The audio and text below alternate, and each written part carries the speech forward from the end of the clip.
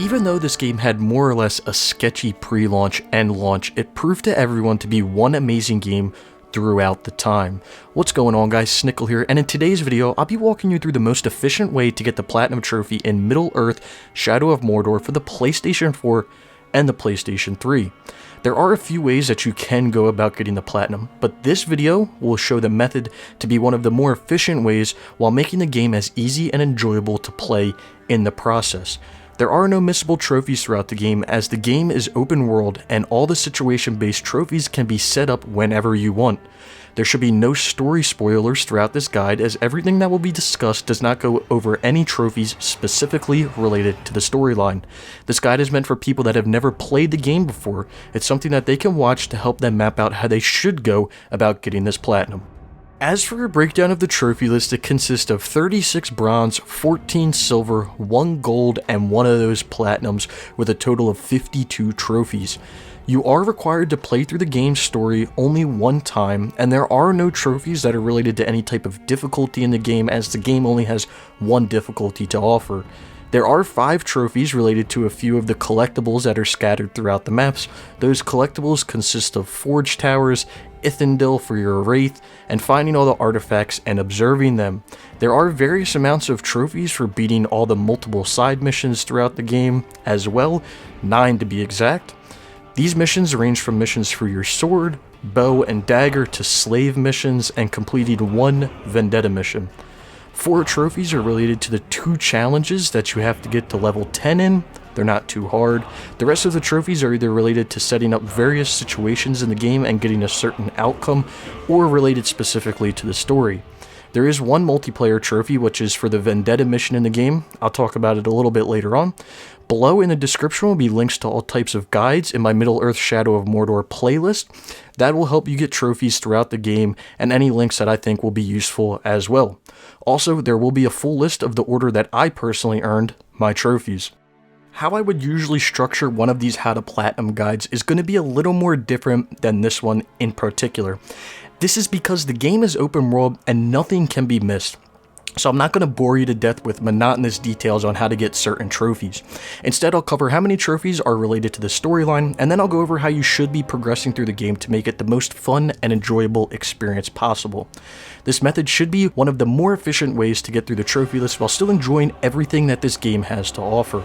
Like I said previously, I don't want to bore you all with details about specific trophies, because I could be here all day and night explaining how to set up these specific situations and get through them to get your trophies. If you are having any troubles though, there will be a playlist linked in the description that will have all types of trophy guides, so if you're having any issues, be sure to check that out. In the upper right hand corner, you will see the trophy tracker. When that reaches 52 out of 52, you should have collected every trophy in the game and successfully earned your Platinum Trophy. With all of that being said, let's get into this guide. To start off, let's talk about the natural progression trophies that you're going to earn just for playing through the game. There's a total of 11 of these that are related specifically to the main story. These will be earned just from doing the main story missions and nothing else, and there's no way that you can miss these at all. When you get into the world of Mordor, the first thing you want to do is go around the map and find all the Forge Towers. These towers will show the locations of all the artifacts, Ithilien, and side missions besides the slave side missions.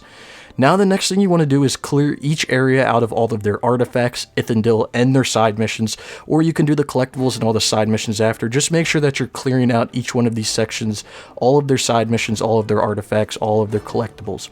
You won't have access to every side mission from the start because you'll need certain upgrades for Ithilien. The reason you want to do the side missions before everything else is that it will give you XP to get skill points for new abilities for Ithilien. The basic premise is to complete every side mission and collectible around the map and then do the main story missions. For clarification, the side missions are the white symbols around the map, the main story missions are the yellow, and the red missions are related to Sauron's army. For now, don't worry about the red missions too much. They'll be used to get the various situation-based trophies later on. What red missions can do is give power, which is used to level up Ithilien and give him higher power levels to get new abilities. They don't give skill points in particular. What they do is they level you up. There's like 4 different tiers, so they help you level up your tiers to then have access to more abilities. You may need to do some of these early on to get certain abilities for progression through the main story or the side missions. While you're doing this, look out for red missions that are called Vendetta. You'll get the mission when one of your friends is killed. or just randomly, you'll need to go for the specific captain and kill him for the revenge on your friend's death. Like I said, they're kind of random, they'll just pop up, so whenever you see one pop up, go for it. About halfway through the main story, you'll unlock another area to explore and complete missions. You just need to rinse and repeat all the above steps in this new area. During this process, you'll start unlocking trophies for completing all the missions, for the sword, bow, and dagger. You'll also get all trophies for the Forge Tower, artifacts, and Ithilien. Just for a side note, for the slave missions, you need to free certain slaves from Urks around the map to gain intel to have access to the specific slave missions. Sometimes you won't see slaves around the map, and the reason is you don't have your certain abilities unlocked, so you can't have access to those missions.